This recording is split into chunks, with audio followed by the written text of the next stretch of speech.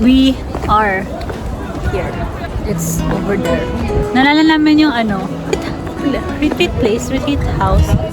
Yeah, namin ng college with the rocks over here. Yung formation niya parang yung sa Calroega. Very good. Galing na, nasa taas na tayo, pababa na lang tayo. Di ba kasi hagdan yan? Oo, very good. Yes. Travel hack. Daanan yung shortcut para hindi kayo makyat ng stairs.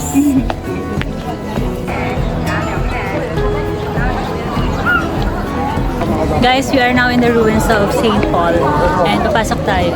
So you can see kanina I took a video of the facade. Apparently there was a typhoon tapos nasunog. That's why nasunog most of the infrastructure. So inside, ayan, yan yung facade ulit.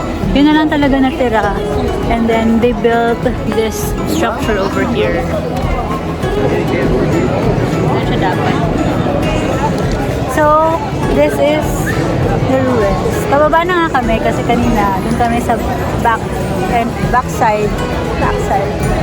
Basta back alley kami umakyat. So that's a really good travel hack. Diba, yung bus, nag-stop siya sa Sofitel. Tapos from there, onti na lang, like 10 minutes walk. Yeah.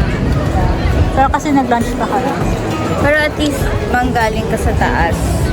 Pababa. Whereas, dito ka sa front, madami din magandang photo op sa likod. True. Now we're heading to Senado Square. Oo. Yeah. Oo nga eh.